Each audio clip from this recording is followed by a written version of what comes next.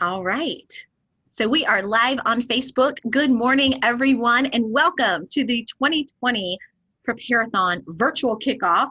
I've got a ton of friends here with me today. I'm Tiffany with Community Engagement. I have with me, and I'm just going to start like on my left, I guess. Jonathan Simmons with the Virginia Department of Emergency Management. I've got Trevor Shannon, who's our emergency manager for the city of Roanoke. Kristen Purdue is the community risk reduction specialist for Roanoke Fire EMS. The weatherman, Brett Watts with WDBJ7. I've got Danielle Dehart with Roanoke Stormwater and Kate Capodanno. I want to make sure I say her name right. She is also with WDBJ. And we're just talking to you guys about the importance of being prepared. September is National Preparedness Month. So we have this panel of experts, is what I'm going to call them, kind of talk about how important it is to be prepared. So I am going to kick it over to Danielle first with Stormwater, and she's going to tell you a little bit about what to expect this month. Danielle? Thank you, Tiffany. So we're really excited. This is actually going to be our second year doing it. Last year we got to do it in person at the center in the square, but because of the pandemic, not able to gather in a group like we would like this year, but that's okay. We're going to do a whole month instead, which is awesome. Super excited for all our partners. Definitely on today's kickoff, and then some others that I'll just kind of quickly go through that will be sharing content the whole month. So be sure to tune into the Facebook page as we share those. So of course, we have Fire EMS here, VDIM, WDBJ 7, American Red Cross, and then some others, Serve Pro of Roanoke, who was also participating last year. So thanks again for coming this year. Blacksburg National Weather Service, of course, FEMA, because Prepareathon is actually a national sponsored by FEMA for communities to really kind of take an active approach of protecting ourselves and being just a better community and like resiliency. It's kind of like a buzzword, but still just having these open conversations, which is wonderful. DCR, of course, and then others. We even have like the Virginia Department of Forestry, Ride Solutions, and then internally to transportation. So super excited. That's a long list of partners. And also shout out to the town of Benton in Roanoke County. So during our series this month, we're going to do a Tuesday talk session, and we're going to have certified floodplain managers talk about flood mitigation and things that we're doing in our community. So not only in the city, so I encourage y'all to tune in for those as well. And just hear like where we've come since the flood of '85, since this year marks the 35th anniversary. So excited to also be highlighting this for this event, and a little bit with stormwater. So here we monitor really like the water quality and also water quantity. So doing like floodplain management, and we have 5 certified floodplain managers. So really, if you want to know your flood risk or have any questions, feel free to call our office and we'll be happy to help. So that's like a lot in a nutshell, but like super excited to kick this off. Well, and Danielle has put together a wonderful calendar of events if you go to roanokeva.gov/getprepared. So there's going to be a ton of information there, as well as things that can keep you and your family safe. So now, Trevor Shannon. Trevor Shannon is our emergency manager. He is the battalion chief of emergency management and preparedness. I think I said that one right, for Roanoke Fire EMS and for the city. And bless Trevor, you have been baptized into emergency management. Since you've been emergency manager, you know, we've had flooding and pandemics and just all sorts of stuff, but he has the coolest head. So Roanoke, you are in good hands with Chief Shannon. So Trevor, go ahead and let us know a little bit from emergency management, what you're hoping to be able to share with the community this month. Yeah, thank you, Tiffany. So the big thing we're going to talk about this month is preparedness, and that starts at home. When you can prepare at home and prepare your family, it helps community-wide preparedness. You have to understand that during these events, our resources are limited, regardless whether it's fire, EMS, police, American Red Cross, whatever resource it may be that's necessary, we're limited. And so the more preparedness we have in the home place, the better off we are. It buys us some time to get to you and to increase community safety.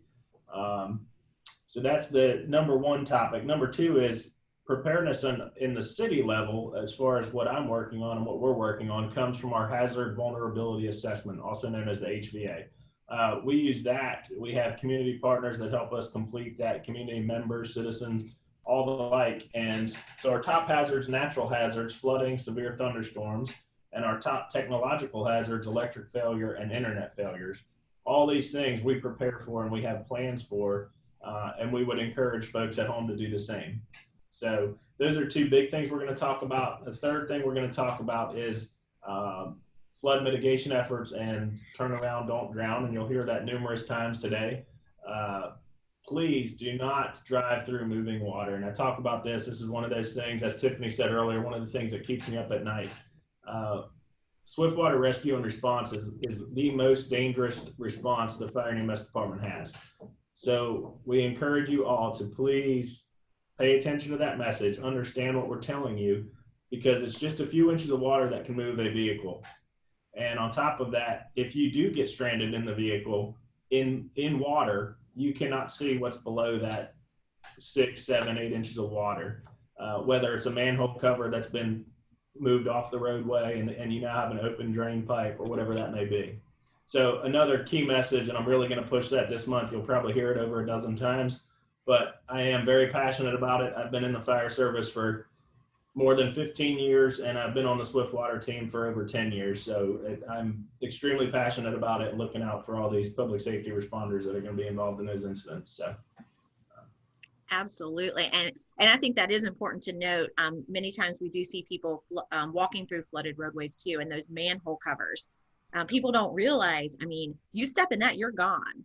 I remember seeing a flooding a few years ago, and kids were out playing, and I'm like, first of all, it's kind of sewagey water anyway, it's gross.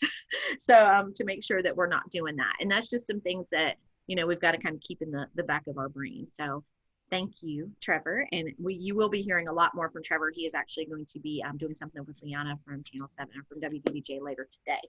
So next, Jonathan Simmons. So Jonathan is our Disaster Response and Recovery Officer for the Virginia Department of Emergency Management. So Jonathan, let us know what you would like our community to know from VDEM.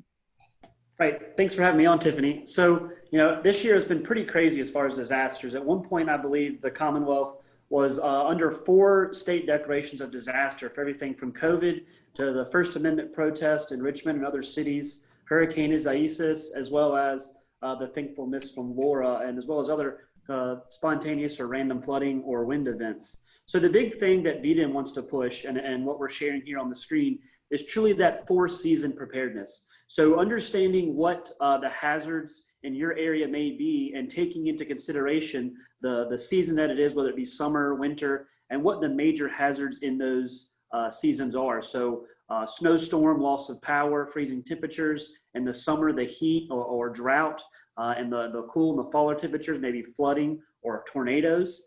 Taking all that into consideration and truly trying to prepare your family. And a lot of people associate that with having a kit. And what the screen we're sharing here is the VDEM site. And it reminds people what the general recommendations to have in these kits are. So things like a food supply, 3 days, as well as water for everyone in your family. General purpose items such as a flashlight, a small toolbox, maybe plastic sheeting, duct tape to handle any type of broken window or things like that. You know, these kits are twofold. If you need to leave your home for some reason, whether there was a disaster or you're being asked to evacuate ahead of a disaster, you may be asked to stay in a shelter or relocate to a friend, a family, or a hotel away, depending on how far you've had to go. And these supplies will make your stay there a little bit more comfortable.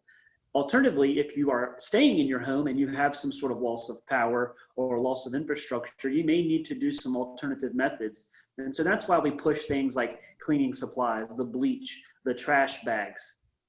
But people often forget, if you are medical dependent or if someone in your family is medical dependent, requires some sort of medicine or extra care, take those considerations deeply and make sure that you have those medicines on hand or the ability to get them very easily, as well as some other things like people's pets. You know, some people buy dog food or buy cat food only when they're out, and having some on hand can allow you to stretch that time where you're not able to go to the store or get out a little longer. Having some things important in your kit can be like critical medical documents or critical personal information, such as your passport, copy of your social security card, things of that nature, as well as writing down some actual phone numbers. Many of us are dependent on our phones and the contact list in there. And if you are unable to charge your phone for a few days, in the event someone is able to give you a phone and you don't know any of the numbers in there, having some of those important ones written down can be helpful. We like to talk a lot about having a plan, and some people get caught up when you talk about the word plan and think that that's very overwhelming. But the plan could be something as simple as, we're going to meet at this point and reevaluate, or we will go to a loved one's house and meet back up. As well as having situational awareness, signing up for the weather alerts, knowing the hazard, as Chief Shannon mentioned, in your area. If you live in a flood-prone area, knowing which roads flood predominantly and how to get out easily, knowing a second way in and out. So without taking up a ton of time, that's what we like to push for is the preparedness, having a plan, having a kit of some sort, and being able to take care of yourself and your family for that recommended amount of time. Generally 3 days is what they recommend, so that the emergency services can make their way to you, can get to you, and not have to worry about you in the short term, so that we can work towards a long-term solution from whatever disaster or event we've experienced. And, and I know Trevor is going to go over that later on today about building a kit, because I know a lot of folks in our area, they have some food insecurities. They may not have money to be able to build a kit. But I know the kit that he has was built with things at the dollar store. Exactly. So, it's you could put $30 into it and have a kit available. And then I think the pets are also, because a lot of times people don't want to leave their homes because of their pets. So making sure you have that plan for the pets and the phone numbers. It's so true. Does anybody know phone numbers anymore? Do you guys know? I mean, I know I can. So I think I need to do some homework tonight myself. So that is good words of wisdom. Okay, we're going to kick it over now to Kristen with Roanoke Fire EMS about because community risk reduction, especially in the fire EMS world, is so much more than just fire safety. So KP, go ahead and kind of fill us in on some stuff there that you'd like us to know. Absolutely. It's about all hazards preparedness. So fun fact, 78% of Americans aren't prepared for disaster when it comes to food and water. So that's why Jonathan, when he was talking about getting prepared, it's so important to be prepared before disaster hits. So going to the dollar store to get these simple things to make sure that you're prepared can really, really help in the long run. We always talk about, like he just said, get a kit, make a plan, and be informed. So have that kit ready for you. Know what you need in it. He just described it about, you can go and look up on VDEM's website on what you need in that kit. Make sure you have a plan. If you have things that are in the lowest level of your home that are super important, make sure that they're not on the floor, that they're higher up in your home. So if it does flood within your home, that those valuable items aren't getting damaged. Know how to turn off your electricity. A lot of times when we have flooding events that happen, we have to turn off electricity in the homes when we get there because it can cause an electrical hazard as well. Make a plan. If you need to evacuate your home, know how to evacuate your home. You might have some roads in your neighborhood that flood often. Know how to get around those roads. Know where you're going to go. Do you have a pre-designated place where you can go to a friend's house or a family member's house? Or do you have money set aside to where you can go to a hotel if needed to evacuate your home during that time? But now is a really great time too to teach your kids about all of these things. So you have your kids at home, some of them might do virtual learning or they might be just home more than normal. It's a great time to get them prepared and excited about being in that preparation. Get them involved. Get them to make a kit. Go to the store with you, find the things that you need in your kit and help you make that kit. When you get them involved in these things, they get excited about it too. And maybe they'll include some things that they want. So when you have kids, make sure you have some toys. So maybe put a toy in there. I know they'll probably want to play with it right off the bat, but you can put it in this kit. Make sure that you guys have things to, keep them busy while you're also, that's in your kit too, because you'll want them to have something to play with. But those are very important. And we always preach, get a kit, make a plan, and be informed. Always know WDBJ7 is a great resource to look at for all the information you might need to know about weather alerts or what's going on in your area. So keep up to date on different news stations and social media. Follow us on all the social media sites as well. But definitely, we always, always, always preach, like Trevor said earlier, turn around, don't drown. We have barricades usually out when we have flooding in areas, but sometimes we don't. And there are a lot of times where people think, oh, well, that water's shallow. I've done that before, or I know how to get through that, or my vehicle is big enough to get through it. And frankly, it's not. I know you think that, but we have rescued SUVs multiple times because we think they can get through the waters. And it's just not something that we recommend doing because it can sweep you out of the way so fast, and walking in it is also not advisable. There's so much in the water that can sweep you off your feet and you don't know it because you can't see through that water. So turn around, don't drown is very important. And I will preach that forever. Well, and Kristen, she also, before coming to the fire department, she was with the American Red Cross. So Kristen has been on deployments. She has been to regions that have been devastated. So Kristen, if you could sum up in a nutshell, what is something that you've experienced being in, because did you go to Texas? Where did you go? You deployed some. I went to Louisville, Kentucky, and I also went to Fayetteville, North Carolina on deployments, both for flooding. So hurricanes were coming through the areas, and in Louisville, it was for flooding of the main river that was going through the area. And Fayetteville had been affected by hurricanes as well. And it was, I don't know how to explain it. It's a lot of people weren't prepared. They didn't know what to do when a hurricane struck. And, that is what the Red Cross is there to help you with. But it's also just so important to be prepared beforehand. And that's what we saw a lot of these times is people weren't prepared beforehand. They didn't know where to go or who to call or what to have ready to go. A lot of them literally had to pack up within minutes to evacuate their homes and came home to a home that was destroyed from flooding. And, we're lucky in some cases that some of these areas, have big waterways that go through, and we do have the Roanoke River that goes through. So there are homes that are close by that could definitely be affected and have been affected in the past, but we want to make sure that we are preparing for flash floods and other things like that as well that affect our area in particular.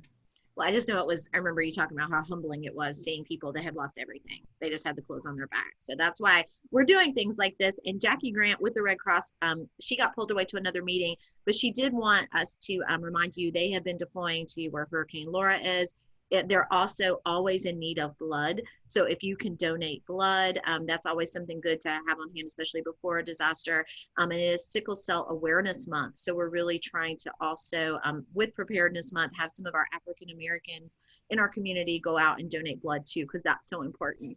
But now I'm going to pitch it over to the guy who keeps us in check and keeps us informed, Brent Watts with WDBJ. Brent, I thought it was so interesting that you said flood of 85 is what made you who you are today. Whoa. Yeah, I mean, that's what got me interested in the weather. I was in elementary school at Buchanan Elementary in Botetourt County. Our town got hit really hard by the flood of 85, which is the 35th anniversary of it this year. And I think that's one of the big things that I'd like to talk about too, is that weather disasters can happen back to back. So we talk about, the flood of 85 or, in 1996 or any flood of record that we had, sometimes can be considered to be a 100-year flood or a 500-year flood. And we think about those as happening, the public can only happen once every 100 years. No, that's not even close. It just means it's a small chance of happening, but they can happen back to back. And forecasting in this area, I've been very fortunate to be able to grow up here and work at WDBJ since very very beginning, and been able to grow up here and learn more about the weather over the past 20 years. And it's one thing to me that I've learned is that weather happens during every season. I've had tornadoes in the winter, tornadoes in the middle of the night. We've had winter storms in March. We've had derechos and the windstorms on a sunny 100 blue sky day. So I mean, just know that you can have severe weather during any season there is, including the middle of the night. And the one thing that I want to push home too is, have multiple ways to get those warnings. So I know a lot of folks, when they get their apps, they pretty much just keep whatever. Sometimes it's okay. We know that you keep whatever weather app you've got on your phone that comes with your phone, and that's typically good enough for you. But we always encourage folks to have multiple ways to get warnings, whether that be a weather radio, whether it be sign up for the city's, emergency alerts, and of course, the national weather apps are going to be fine, for whatever, any other typical sunny day. But if there's active weather going on, you kind of like that extra that extra local connection to know what's going to happen. And by that, having a local weather app is always a good idea. And make sure that you kind of spend a little bit of time on a quiet weather day to learn how the apps work and turn those notifications on, and make sure your phones are set up so that you're not in that panic rush at the very last minute, because that's usually what happens right before a weather event. We get a million questions. How do I turn my alerts on?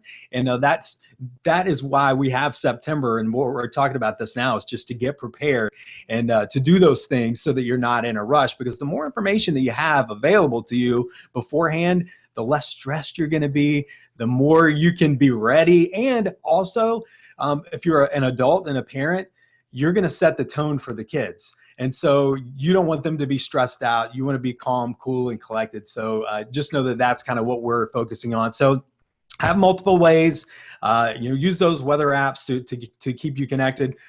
We're going to be doing a couple things on 7 at 4, and in fact, not just at 4 o'clock, but throughout the month on WDBJ, but especially at 4. We're going to show you ways to build a kit, multiple ways, different things. We're going to show you where you need to go during severe weather. Different places, not just during tornadoes, but even during a thunderstorm, places that you probably would not realize you shouldn't be. We're also going to show you how to talk to kids about severe weather, because kids are very influential, and usually it's that one weather event that gets them the most scared, and they kind of hold on to that throughout the time. So we're going to figure out ways to talk to your kids about severe weather so that they're not afraid and are prepared. We also have a new tool that we're going to be using that's brand new, and it's called WDBJ 7 Plus. It's a digital news desk. So we know, just for research, and everybody knows that, people are on the go. And so you may not be watching television all the time, but you do have a device with you. And so what this breaking news desk and digital news desk is going to do, it's going to allow us to cover live these more breaking localized weather events that may not be at the scale where everybody in our coverage area, TV coverage area, needs to see them, but if you're in your community, it's very important to you. And so you need to know that. And so we're going to be breaking in a lot more on our digital app, on Facebook, with those localized events. And that does a lot of times include weather. So just, follow that. We'll be, covering those weather events for you. And I'm going to tell you too, just to reiterate what Trevor said, VDEM said, the flash flooding, they call it flash flooding for a very specific reason. It happens so fast. And so literally you could be driving on a dry road and they go right down the road and it'd be completely flooded, or in the middle of the night, you may not have barricades up just yet. So always just follow the forecast closely, because we can only do so much. We can give you that information to prepare, but it's really up to you once we have given you that information, what you do with it. And so I think it's very important to just kind of reiterate that. It's got to be a two-way streak. So we give you the info, and you just kind of get ready and especially follow the forecast when you know there's going to be bad weather. Don't always rely on Facebook either. Yeah, because it could crash. Just like Trevor said, we're like, if internet goes down right now, do you know how much like chaos there's going to be with all the Zoom stuff that's happening, like we're doing right now in all schools? Oh my gosh. But while I have you here real quick, because I know we always get a lot of questions about the difference between a warning and a watch. Could you give us that in a nutshell real quick? Because people get really Sure. Sometimes it can get confusing. So a watch is the beginning stage. So the watch is, you just kind of, hey, you want to watch out for these. They could happen during the day, whether it be a severe thunderstorm watch or a tornado watch. This is kind of the beginning stages. Doesn't mean that there's a tornado or a severe thunderstorm or a winter storm that's happening right now, but it could happen. It's kind of like, hey, start your preparedness and kind of watch out for any additional alerts. Now the warning, if I'm warning you something's happening, that means it's happening right now or it's going to happen, whether that be a flash flood or a winter storm or a tornado or a severe thunderstorm. So watch is kind of the first stage, and then warning is the next stage. And then there's also something new that in the past couple of years is, and we've even seen some of these in our area during flood events, is a flash flood emergency. And that's when the Virginia Department of Emergency Management and the local emergency management, in coordination with the National Weather Service, issue those out. And that's kind of like the top level. Like that's almost like stay put, don't travel, just stay where you are because this is really bad kind of thing. And so you may see those, us talking about those every once in a while. Hopefully rarely, but they do happen. Well, and it's 2020, so that's why I'm like, everybody get prepared. It's September. It's a new month. Well, we never know. I mean, gosh, we've had what? Earthquakes, tornadoes. Yeah, we're already halfway through our tropical names, and it's not even the peak of hurricane season yet. Oh, do we have anything we need to be watching out for right now? Not right now, but our next name would be Nana. Not Nana. Not Nana, like grandma or bananas. Nana. No, Nana, no. So fingers crossed there. Well, now I want to thank all you guys so much for all the wealth of knowledge, and just for, you guys are all public servants. I mean, you serve our community, so you guys deserve a huge, big pat on the back. I'd give you a hug if we could, but COVID. But later. But Kate, I'm going to have Kate, which I am so jealous of Kate because she's bilingual and I wish I spoke another language. But we brought Kate in because we do recognize that we have a large Hispanic community, and we want to make sure that we are being equitable in all of our of getting all of our messaging out. And this message is so important. So, Kate, can you sum us up and kind of tell us? And if you want to tell us a little bit about the segment that you do, I think on Facebook, correct? That's all in Spanish. If you want to tell us a little bit about that in English, and then whatever you want to do in Spanish. Okay, correct. So I'll give you guys a rundown in English right now. Every night at 9 o'clock, I know people have been seeing it on our Facebook page. Jane Caffrey and I, and Leanna Scacchetti also helps out. We do a Spanish newscast with the top headlines for the day on our Facebook page. It happens usually in the 9 o'clock hour, more around like that 9:30 time. But that's kind of a way for us to reach out because, like Tiffany said, there is a big population, not just in Roanoke, but through across our hometowns that speak Spanish, and that's their native language. And it's important to kind of be able to reach everybody, to be able to communicate these important stories that we have going on, especially now during a pandemic. And also, like we're talking about, when there's this potential for natural disasters and severe weather. So anyway, so we'll get into the Spanish sides of things now. So, hola, soy Kate Capadano y soy una periodista con WDBJ7.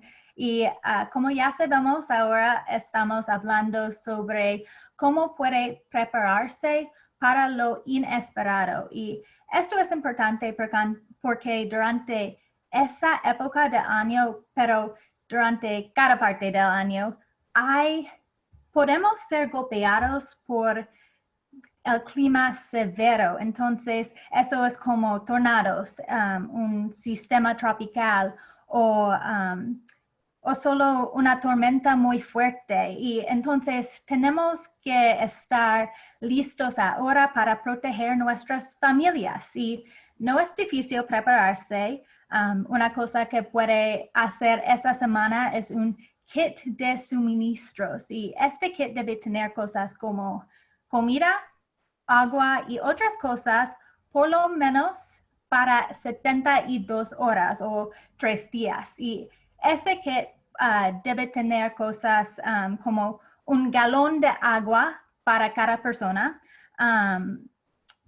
alimentos no perecederos y otras cosas necesarias como medicamentos, dinero en efectivo, linternas y baterías.